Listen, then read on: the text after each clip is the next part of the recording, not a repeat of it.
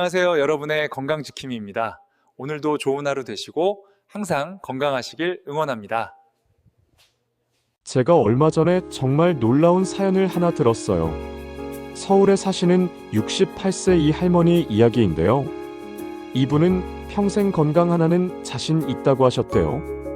담배 평생 안 피우셨고 술 명절 때 반잔 정도. 게다가 운동도 부지런히 다니셔서 주변에서 다들 할머니는 100살까지 문제 없겠다 이렇게 말하곤 했답니다. 그런데 얼마 전 정기 건강검진에서 뜻밖의 결과를 받으셨습니다.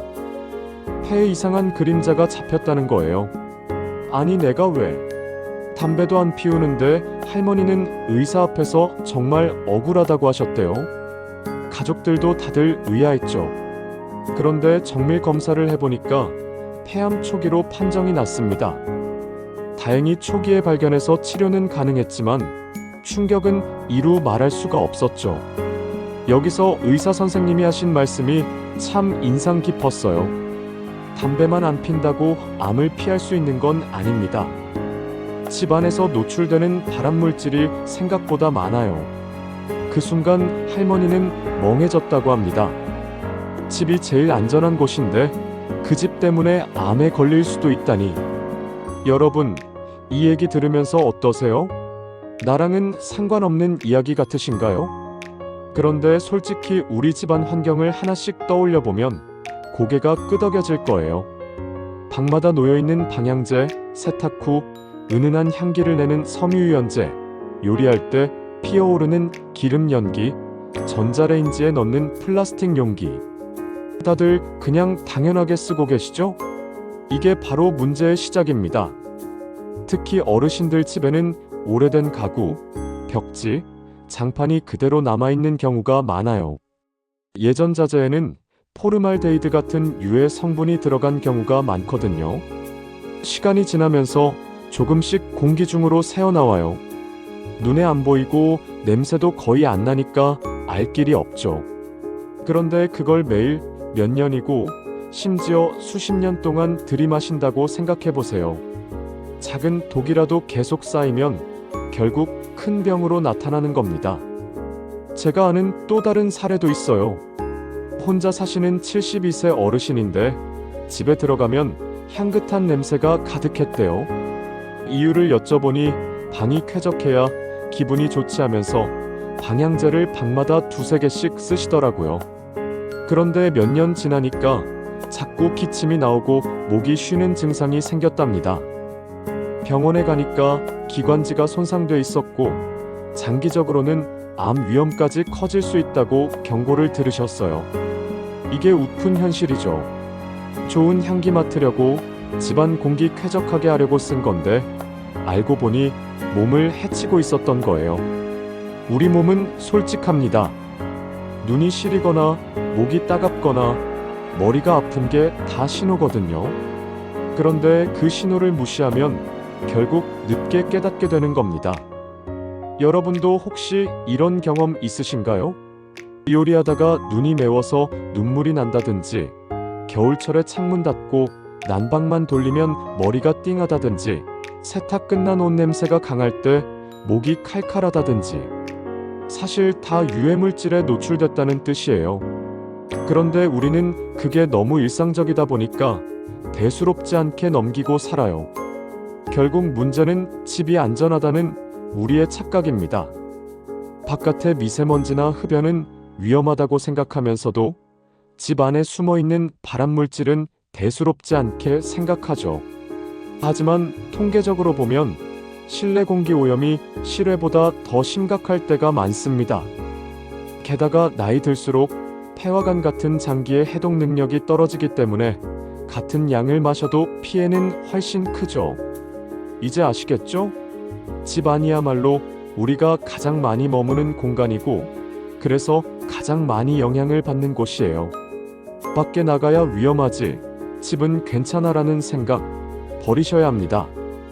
할머니의 사례처럼 평생 담배 한 번 안 피우신 분도 집 안 환경 때문에 암에 걸릴 수 있으니까요. 자, 이제 본격적으로 집안에 숨어있는 암 유발 물질들이 뭔지 하나씩 파헤쳐 봅시다. 제가 아까 말씀드렸잖아요. 집이 제일 안전하다는 생각이 사실은 착각일 수도 있다고. 왜 그런지 이제부터 귀 기울여 보세요. 먼저 첫 번째 범인, 방향제와 섬유유연제입니다. 요즘은 집에 들어가면 은은하게 좋은 향기가 나는 걸 선호하시죠? 거실에 방향제 두고 화장실에도 하나, 차 안에도 하나 이런 거 많이들 쓰시는데 문제는 이게 그냥 향기가 아니에요. 대부분 휘발성 유기화합물이라는 화학물질이 들어있거든요. 이게 공기 중으로 계속 퍼지면서 우리 폐로 들어옵니다. 아니, 그게 뭐 얼마나 나쁘겠어? 하실 수도 있어요. 그런데 연구 결과를 보면 일부 방향제 성분은 바람 가능 물질로 분류돼 있습니다. 특히 오래 노출되면 호흡기 질환은 물론이고 암 위험까지 높인다는 보고가 있어요. 섬유유연제도 마찬가지예요. 세탁 끝나고 옷에서 나는 은은한 향, 사실은 화학 성분이에요. 좋은 냄새라고 생각했는데 그게 매일 피부와 호흡기로 들어가는 거죠. 그러니 요즘 알레르기, 천식, 기침 같은 증상 겪는 분들이 괜히 늘어난 게 아닙니다. 두 번째는 요리할 때 나오는 연기예요. 이건 특히 주부님들, 그리고 혼자 사시는 어르신들에게도 큰 문제입니다. WHO, 그러니까 세계보건기구에서도 조리할 때 발생하는 연기를 1급 발암물질로 지정했어요. 담배 연기랑 같은 급수라는 얘기죠. 프라이팬에 기름 두르고 생선 굽거나 고기 지지면 연기 올라오잖아요. 그 안에는 벤조피렌 같은 독성 물질이 가득합니다. 여러분도 경험 있으실 거예요. 생선 한번 굽고 나면 집안이 다 매캐해져서 창문 열고 환기해야 되잖아요. 그게 바로 발암물질 덩어리예요. 그런데 환기도 안 하고 좁은 주방에서 몇십 년 동안 그런 연기를 마신다고 생각해 보세요. 실제로 주부들 사이에서 폐암이나 기관지 질환이 흔한 이유 중 하나가 바로 이 조리 연기 때문입니다. 세 번째는 플라스틱 용기예요. 편리하다고 매일 쓰는 일회용 용기, 비닐랩, 플라스틱 물통 다들 집에 있죠? 문제는 여기서 나오는 비스페놀 A, BPA 같은 화학물질이에요. 이게 열에 닿으면 음식으로 스며듭니다. 국이나 찌개를 일회용 용기에 담아 전자레인지에 돌린다. 그러면 그냥 화학물질 국물을 떠먹는 거나 다름없어요. 장기적으로는 호르몬 교란, 면역력 저하, 심지어 암 발병 위험까지 커집니다. 젊었을 때는 몰라도 나이 들어서 몸이 약해지면 훨씬 치명적이죠. 네 번째는 집안의 오래된 자재입니다. 생각보다 많은 분들이 간과하는 부분이에요. 오래된 벽지, 장판, 가구, 이런 데서 포르말데히드 같은 발암물질이 계속 방출됩니다. 특히 80년대에서 90년대에 지은 집이나 리모델링을 안 한 집이면 더 심각할 수 있어요. 냄새도 잘 안 나니까 그냥 방치하고 사는 경우가 많죠. 그런데 하루 24시간, 1년 365일 그 공기를 들이마시니 몸에 안 좋을 수밖에 없는 겁니다. 마지막으로 하나 더 꼽자면 가스레인지에서 나오는 가스예요. 밥할 때 쓰는 도시가스, 불꽃이 보일 때는 괜찮아 보이지만 사실 그 순간 이산화질소 같은 유해물질이 발생합니다. 이건 폐암뿐 아니라 심혈관 질환 위험도 키워요. 특히 환기 잘 안 되는 집에서는 더 위험하죠. 요즘은 전기 인덕션을 많이 쓰는 이유가 단순히 편해서가 아니라 이런 건강 문제 때문이기도 합니다. 자, 여기까지 들으시면 아마 이렇게 생각하실 거예요. 아니, 그럼 방향제도 안 되고 플라스틱도 안 되고 가스도 안 되고 도대체 뭘 쓰라는 거야? 맞습니다. 우리가 일상에서 너무 당연하게 쓰던 것들이 사실은 우리 몸을 조금씩 해치고 있었던 거예요. 그렇다고 너무 걱정할 필요는 없습니다. 중요한 건 알고 대처하는 것이에요. 방향제 대신 환기를 자주 해주고 섬유유연제는 줄이거나 천연 제품으로 바꾸고 요리할 땐 꼭 창문 열고 환기하면서 후드 켜주면 됩니다. 플라스틱 대신 유리 용기 쓰고 오래된 집은 리모델링할 때 친환경 자재를 쓰면 되고요. 이런 작은 습관들이 쌓이면 분명히 암 위험을 줄일 수 있습니다. 여러분, 암이라는 게 무서운 이유는 갑자기 찾아온다고 생각하기 때문이잖아요. 하지만 사실은 이렇게 일상 속에서 조금씩 아주 오랫동안 쌓여온 결과인 경우가 많습니다. 그러니까 오늘부터라도 집안 환경을 하나씩 점검해 보는 게 필요합니다. 집은 우리가 가장 오래 머무는 공간이고 결국 건강의 출발점이니까요. 여러분, 이야기를 쭉 들어보니 어떠세요? 집이 제일 안전하다는 말이 사실은 절반만 맞는 얘기라는 거 이제 좀 느껴지시죠? 우리가 편안하게 쉬는 공간이지만 방심하면 오히려 우리 건강을 위협할 수도 있다는 거예요. 그런데 중요한 건 여기서 끝나는 게 아니라는 겁니다. 방법이 있다는 거죠. 지금부터라도 작은 습관을 바꾸면 충분히 위험을 줄일 수 있습니다. 우선 공기 관리부터 해봅시다.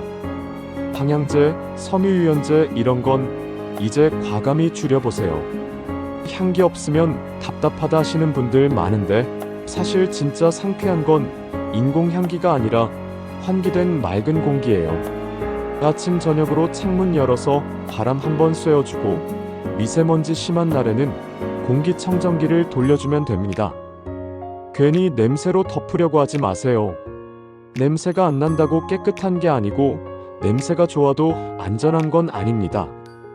그리고 요리 습관도 바꿔야 합니다. 생선이나 고기 구울 때는 반드시 창문 열고 환풍기 켜고 조리하세요. 후드가 시끄럽고 전기세 아까운 것 같아도 그거 안 켜고 마시는 연기 생각하면 훨씬 손해예요. 가능하면 굽기보다는 삶거나 찌는 방식으로 조리법을 바꾸는 것도 좋아요. 기름 연기가 줄어들거든요. 작은 변화지만 장기적으로는 폐와 기관지를 지켜주는 방법입니다. 세 번째, 플라스틱 사용을 줄이자는 겁니다. 요즘은 다이소나 마트만 가도 유리 밀폐용기 저렴하게 팔아요. 전자레인지에 데울 때는 꼭 유리나 도자기 그릇 쓰세요. 일회용 용기, 비닐랩은 최대한 피하고요. 편한데 왜 굳이 바꿔야 해? 라고 묻는다면 저는 이렇게 말하고 싶어요. 편리함은 잠깐이지만 건강은 평생이다. 조금 귀찮더라도 습관만 바꾸면 생각보다 금방 적응됩니다. 네 번째, 집안 자재 관리입니다. 오래된 장판이나 벽지는 교체를 고려해 보세요. 특히 2030년 된 집이라면 더 그렇습니다. 리모델링이 부담스럽다면 최소한 환기를 자주 해주고 실내 습도를 적절히 유지해서 유해 성분이 덜 퍼지게 하는 것도 방법이에요. 요즘은 친환경 자재도 많이 나오니까 기회가 될 때 조금씩 교체하는 게 좋습니다. 다섯 번째, 생활 속 작은 실천들이에요. 실내 흡연은 절대 금물이고요. 가스레인지는 사용 후 꼭 환기. 화장실 청소할 때 쓰는 강한 세제도 조심하세요. 락스 같은 건 환기 안 하면 몸에 해롭습니다. 천연 세제를 조금씩 활용하는 것도 좋은 방법이에요. 여러분, 여기까지 들으면서 혹시 이런 생각 드셨나요? 야, 이거 다 지키려면 너무 힘들겠다. 맞아요. 처음부터 다 바꾸려고 하면 오히려 스트레스가 됩니다. 중요한 건 하나씩 작은 것부터 시작하는 거예요. 오늘부터라도 방향제를 치우고 창문 한 번 더 열어주는 것, 전자레인지에 플라스틱 대신 유리 그릇 한번 써보는 것, 고기 구울 때 환풍기 꼭 켜는 것, 이런 사소한 습관들이 모이면 1년 뒤, 10년 뒤 여러분의 건강이 달라질 겁니다. 그리고 또 하나, 마음가짐도 중요합니다. 암이라는 병이 무섭긴 하지만 우리 스스로 지킬 수 있는 방법이 있다는 걸 기억하세요. 내 몸은 내가 지킨다는 마음으로 생활 습관을 조금만 바꾸면 훨씬 더 건강하게 오래 사실 수 있습니다. 실제로 전문가들도 말합니다. 생활 속 발암물질 노출을 줄이는 것만으로도 암 발생 위험을 크게 낮출 수 있다고요. 마지막으로 아까 서두에 말씀드렸던 그 할머니 기억하시죠? 담배도 안 피우셨는데 폐암 초기 진단받으신 분. 그분도 지금은 생활 습관을 많이 바꾸셨어요. 방향제 다 치우고 공기청정기 틀고 요리할 때 환풍기 꼭 켜고 음식은 유리 그릇에 담아 드시죠. 병원에서도 앞으로 꾸준히 관리하면 충분히 건강하게 사실 수 있다고 하셨답니다. 여러분도 똑같습니다. 늦지 않았어요. 지금부터라도 시작하면 됩니다. 집은 우리가 가장 오래 머무는 공간이자 결국은 우리 몸이 살아가는 또 하나의 몸이에요. 그 집을 건강하게 가꾸면 우리 몸도 건강해지는 겁니다. 집안 구석구석을 한번 점검해 보세요. 혹시 불필요하게 쓰고 있는 화학 제품은 없는지, 오래된 물건에서 유해 성분은 나오지 않는지, 요리할 때 환기는 잘 되는지, 이런 것들을 하나하나 살피는 게 결국은 암을 예방하는 가장 현실적이고 가장 확실한 방법입니다. 그러니 오늘 영상 보신 분들, 오늘 당장 집에 가셔서 방향제 하나 치우고 창문 한번 열어보세요. 그리고 가족들한테도 이야기해 주세요. 우리 집, 우리 손으로 안전하게 만들자. 그게 바로 여러분 건강을 지키는 첫걸음입니다.